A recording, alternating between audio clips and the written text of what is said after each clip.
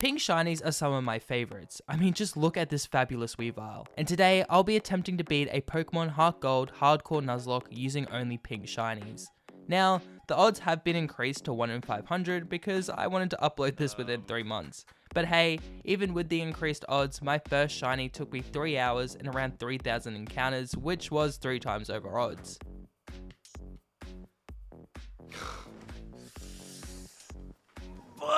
After another hour of hunting though, we do find our first shiny.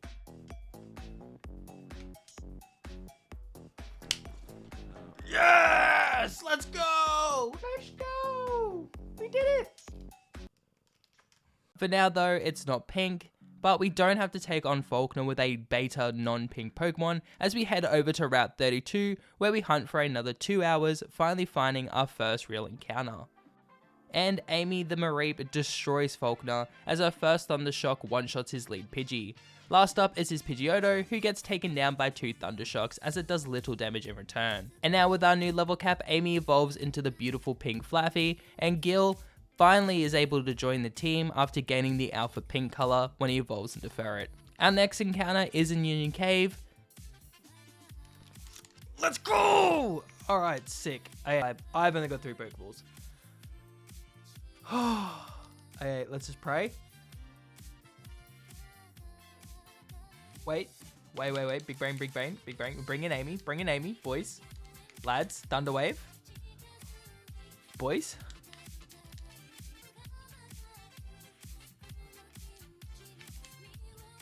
Okay.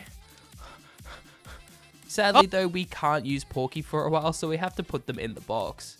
We then clear out Team Rocket and put an end to their very odd black market operation.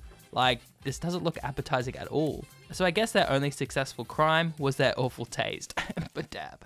With Team Rocket out of the way, it's time to take on Bugsy. He leads with Scyther, who leers Amy as we land a Thunder Wave, paralyzing the mutated Mantis. We then outspeed, landing decent chip with a Thunder Shock, as Scyther lands a terrifying U-turn, leaving Amy on just 11 HP. I then Thunder Shock Metapod as Tackle leaves us on just 7 HP. But then, my brain activates. As I send in Gil, I then proceed to spam Defense Curl. And we'll just skip to when we get the +6. This is so Scyther isn't doing much damage to Gil when it comes back in, and hopefully we can just whittle it down with attacks. I then attempt to finish off the Metapod with a Quick Attack, but we're actually super lucky as it lives on 1 HP. It's lucky because Bugsy now wastes his Super Potion on Metapod as opposed to using it on his Scyther later in the battle. Then with 3 quick attacks we take out the Metapod. He brings Scyther back in as we miss a Fury Swipes and he U-turns back out, and this brings in his Kakuna. We then land a huge Fury Swipes, leaving Kakuna around 1 HP as it hits a soft Poison Sting. And then we finish it off with another quick attack. This brings his Problem Child back out, who we hit with 3 Fury Swipes, proccing his Citrus Berry as it sets up a Focus Energy, which could actually cause some issues as a crit would ignore all of our defense boosts.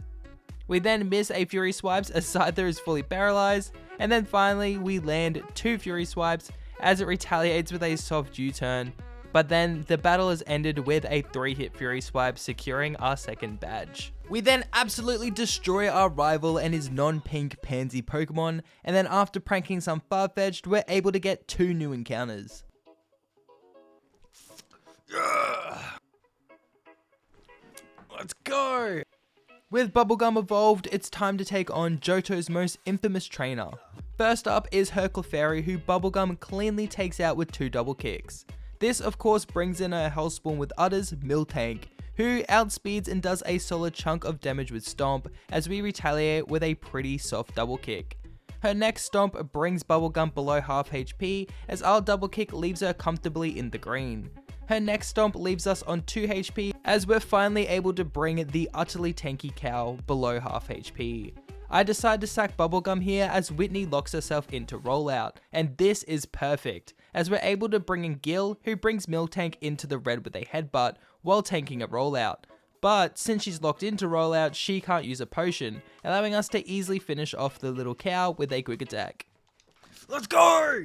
Oh, With a new level cap, we're able to bring Porky out of the box and evolve him into a pretty pink Crobat. And hey, if you've made it this far into the video, maybe consider hitting that like button and subscribing, as it really does help out the channel and it would just melt my little heart. For the next gym, we fight a Sudowoodo, thrash our rival again, let out some stray zombie dogs, and gain a Stalker. But with all that out of the way, we can take on Morty. Morty starts the fight with Ghastly, who Porky snacks on with a bite.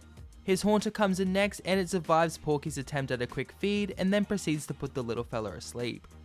Morty then uses his free turn to heal up his Haunter back to full HP, but on the next turn, Porky wakes up, hungrier than ever as he high rolls a bite, feeding on another ghostly snack. Gengar comes in next and becomes a victim of Porky's obsessive snacking, and it must have been shocked to have its ectoplasm sucked out of it since it flinches.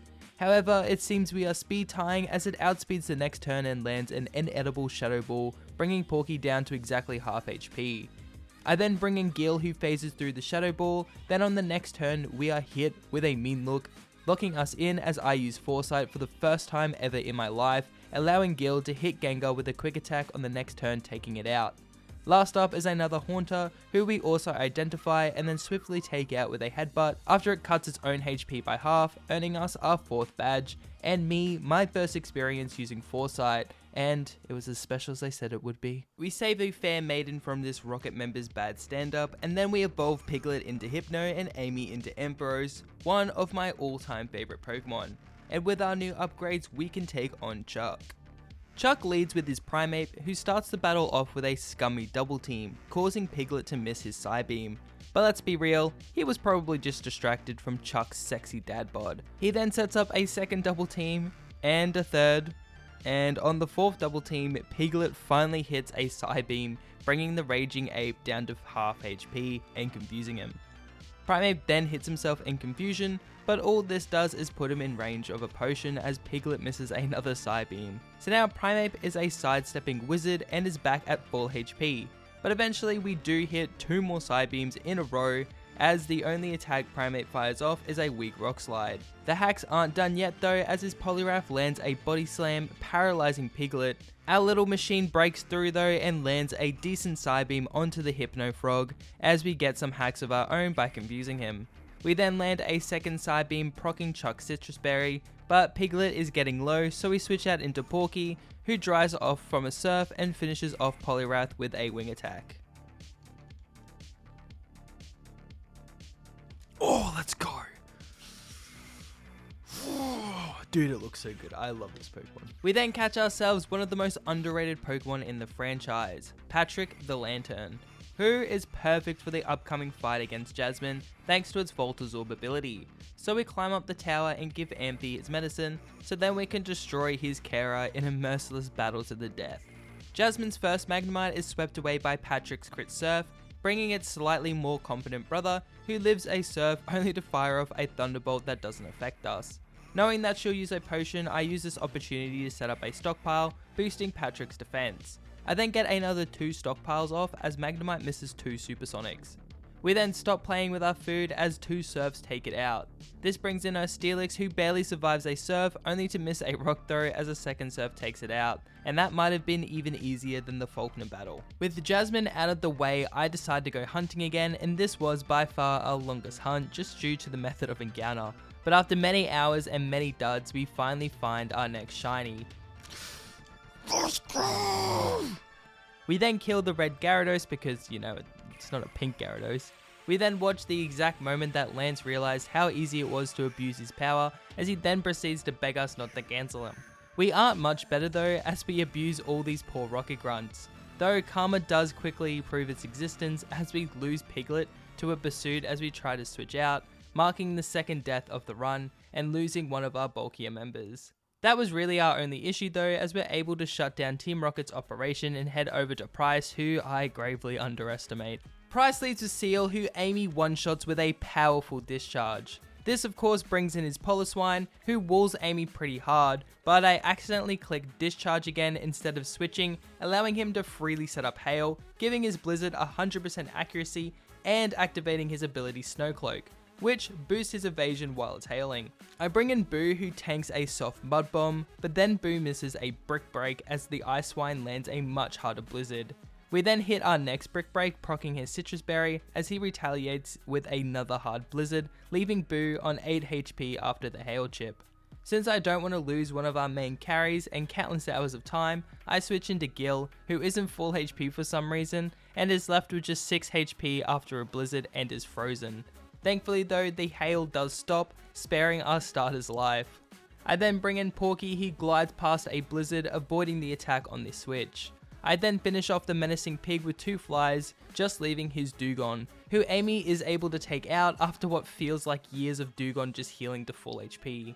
This was by far the toughest battle yet, but that's mainly because I played it bad and didn't heal beforehand. But with the 7th badge in hand, it's time to move on. We then have to deal with a bunch of rocket stuff, but I've never found these parts of the game entertaining or challenging, and nothing really of note happens. So we'll just skip ahead to Ice Path, where we find our next encounter.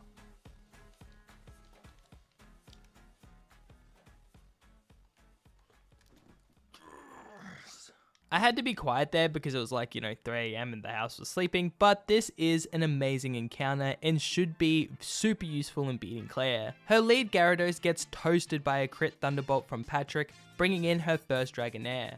I decide to switch into Perona, who gets smacked by a hard crit Dragon Pulse, bringing her straight down to 38 HP. In return though, she slaughters both the first and the second Dragonair with an Ice Beam. But now it's time for our ace Kingdra, who isn't weak to our Ice Beams, so I switch into Patrick, who tanks a Dragon Pulse on the switch. I know he can take another one as long as it doesn't crit, so I stay in to fire off a Thunderbolt as his Dragon Pulse leaves Patty on just 8 HP.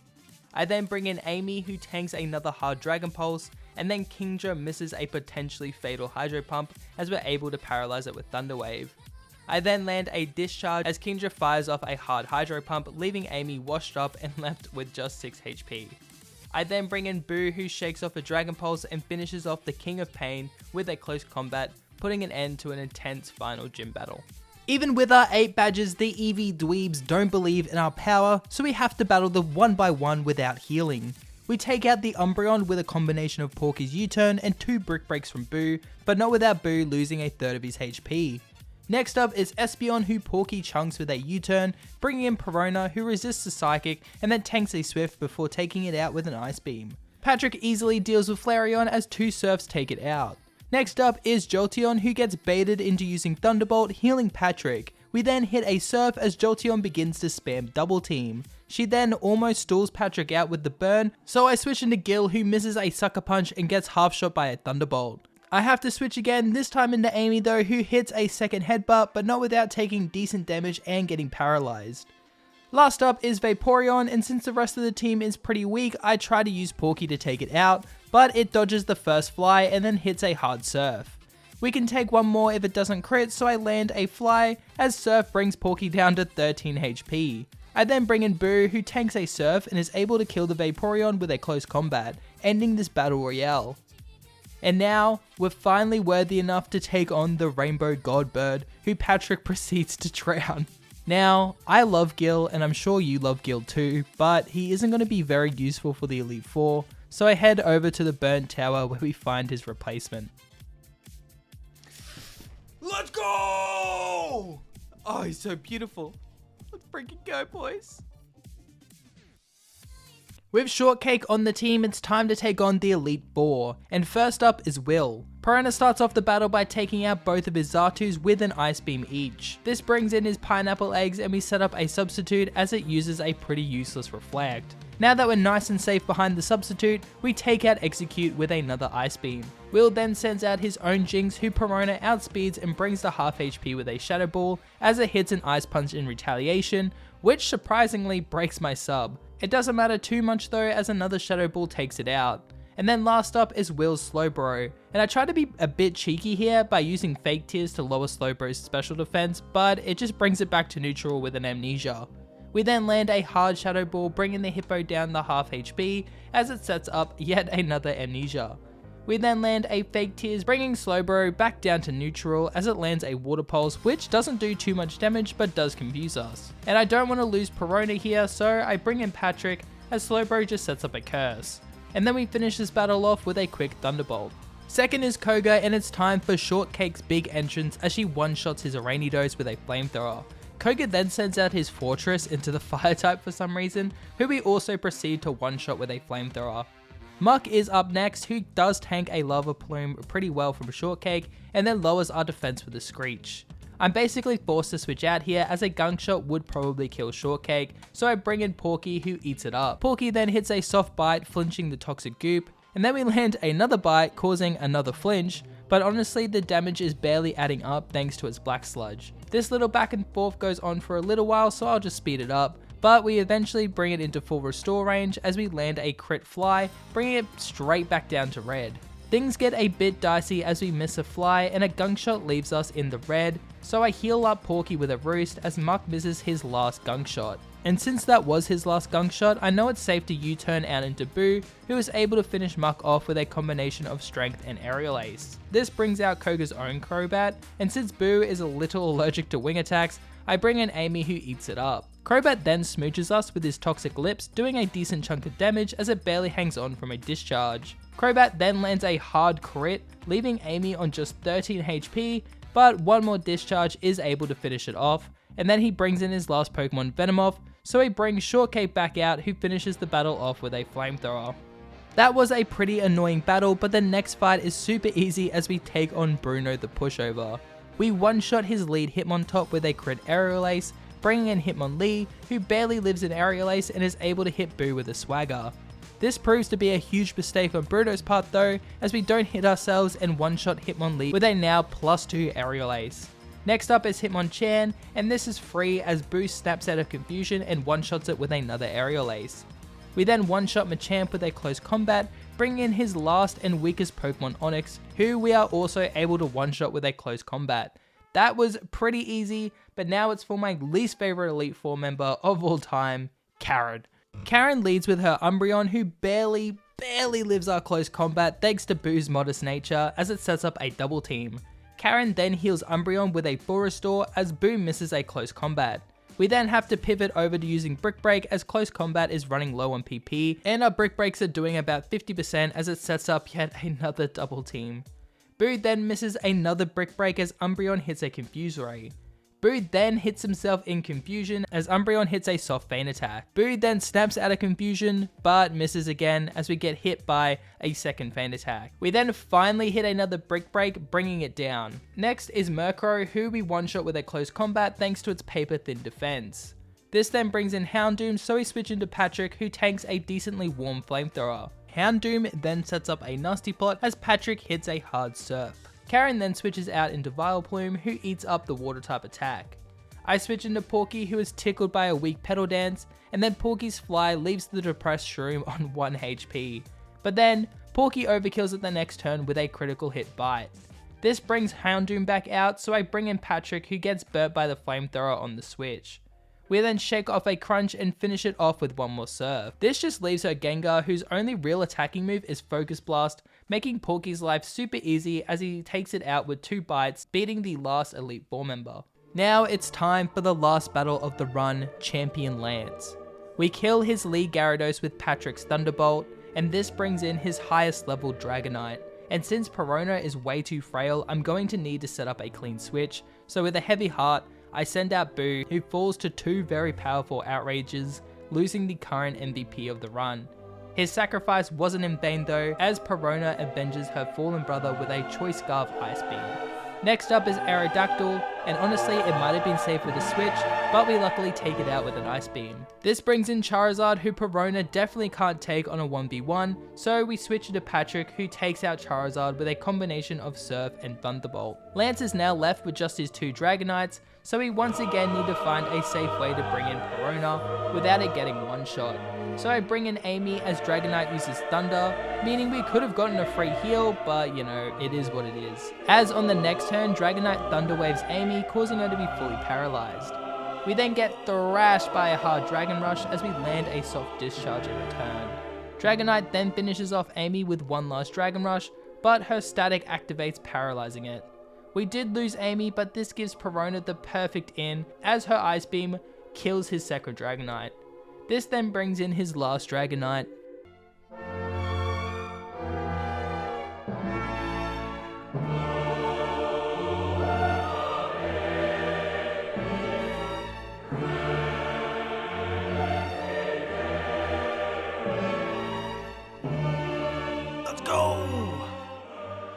And with that, we have beaten a Pokemon HeartGold Hardcore Nuzlocke with only pink shiny Pokemon. If you guys want to see us take on Kanto and Red, then make sure to hit that like button, because if this video gets 200 likes within a week, then I'll make a part 2. Until then though, might I suggest watching the videos above, or if you want to see all of our Nuzlockes, you can click on the playlist as well. Thank you for watching and stay safe.